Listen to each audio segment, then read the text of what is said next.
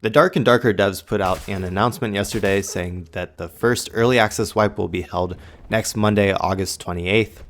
All character levels, items, gold, skills will be reset. However, bluestone shards will never be reset. Triumph levels will not be reset this time and will only be reset at the start of official seasons. And a new early access leaderboard will start shortly after the wipe once things have stabilized. This is awesome. I'm glad that they're wiping so soon.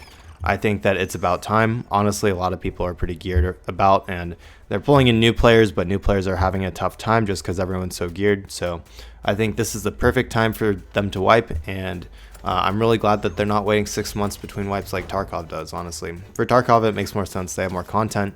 It takes longer to get fully geared and all that, but it's good to see this. With this announcement, they also released early hotfix or early access hotfix number 6, and here are the patch notes for that hotfix. So starting off, they added an additional character slot so that you can create at least one of each class now. That's a great change. I mean, they've been adding the classes. It makes sense to add character slots as well if you want to run one of each class. With how short wipes are, I don't know if you'll be able to, unless you're playing like an insane amount, you probably wouldn't be able to level up every single class. So I'm not sure it really mattered, but at least it's an option now for people who play that much. Currency used to unlock classes has been returned. That's good. Not a big deal, honestly, to me at least, but cool. Game time has been slightly increased for the normal Inferno map. This is great. Game time has been too short in my opinion. Honestly, I mean, if it was me, I just don't even like this circle. I would love it if it was just more of a Tarkov type extraction game where you went to extracts and could take as much time as you want in raid, but you know, that's not what Dark and Darker is, which is okay. So that's sort of how it goes, but they increased time for the normal Inferno map. They increased time for all high roller maps. Again, great job there. High roller wasn't great just because the time was too short. I hope that they increased it by a fair amount because you just feel so rushed when you play high roller maps. They added an additional blue portal, and the Death Swarm closing times have been modified to close slower for the Goblin Caves map. Worded that a little bit weirdly, but basically get more time in the Goblin Caves, and there's an additional blue portal. Goblin Caves are going to be easy mode for sure. I mean, I think that brings us up to 5, so only 4 people are going to die, and you can almost guarantee 4 people die to like the mobs and stuff, at least early game. So that's good though. I mean, at least they're making the map easier. I think a large majority of players are actually solo. I don't think people realize, like, it's not that many people who like jump into Discord and play with other people.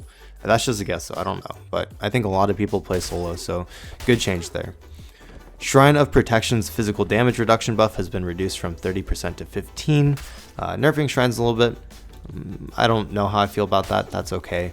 It's probably good. It feels a little unfair if someone else has a shrine and then you're just sort of screwed because you can't fight them, but you can just run away, so I don't know. I mean, that's fine. Pots and crates give a little XP when broken instead of 0 XP. I like this change. Anything to make it easier to level up, that's a good change. I don't know how little XP means, but good change there. So this is a quality of life update. Well, this changes. Silver coins now stack to 30 instead of 25 per slot. Good change there. Honestly, they could stack to 90. Really, I don't see the point in limiting how many silver coins can be in a stack, because you don't get that many. You pick them up off the ground. I just don't think it really matters. The armor rating curve has been modified and slightly flattened out at the very high range, and additionally, physical damage reduction now has a hard cap of 85%. So I mean, 85% is still pretty high, but at least fighters aren't like ridiculously broken now with the physical damage, but that's still pretty high, and at least they're doing something about it and making small changes, not huge changes. We'll see how it is and go from there, I guess. The Rogue's double jump has been severely nerfed. What they did is they modified it to apply a temporarily movement speed reduction upon landing. Yeah, that reads weird. Anyways, it just applies a movement speed reduction when landing. So that's I mean, I'd say that's probably a substantial nerf right there. I don't know how bad the movement speed will be, but and then also the maximum height of the double jump has also been slightly reduced.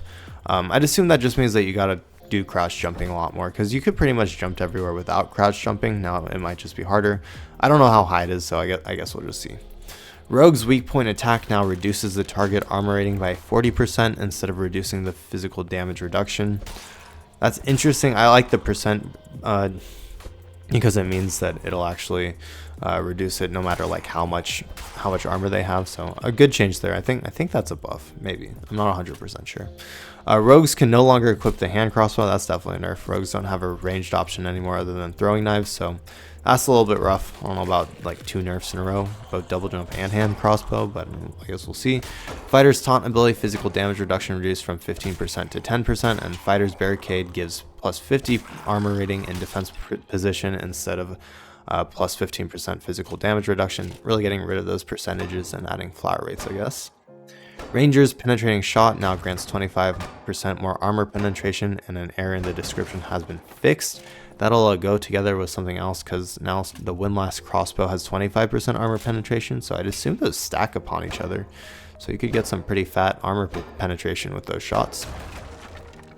The Bard's Din of Darkness attribute damage ratio reduced from 10 to 30, or 10/30/50 to 6/9/12. So that is reduced by a lot. Explosive bottle and oil lantern now do magical damage instead of physical damage. That's a good change there, especially with all the physical damage reduction, having the explosive bottle and oil lantern. Hopefully they're a little bit like nades. You know, there was a post on Reddit talking about how the issue with Dark and Darker is there's no equalizing power. If someone's fully geared, you have no way of killing them. And it's not like that in Tarkov, because you can always get that lucky headshot. You can always shoot them in the knees, and there's basically nothing like that in Dark and Darker. So hopefully Explosive Bottle sort of takes on that role maybe of killing really geared players. And honestly, I think they should make it so you can, I don't think you can buy them right now. Maybe they should make it so you can buy them, or if they're really OP, make it so you can find them. They significantly reduce the values for physical damage reduction that appear as a random attribute on items. Again, they seem to be reducing physical damage reduction all over the place, so they don't want that to be just ridiculously high. Totally understand that. You know, it's basically impossible to kill those fighters unless you have like a wizard or a warlock or something on your team. Falcon damage has been slightly reduced. Sucks for the Falcon likers, but I personally like the long sword a little bit more, so either way. And then we have the windlass and crossbow. We have the hand crossbow now has 5% armor penetration. The flange, mace, and the Morningstar have 15% armor penetration. Warmaul has 30% armor penetration. That's a lot, and Warmauls do a lot of damage, so those may be pretty good now. And the magic staff now has magical damage by default. This is an interesting change. It's like something like 8 magical damage or something. I may try out playing like wizard or warlock or something now with that. That seems like a pretty big change.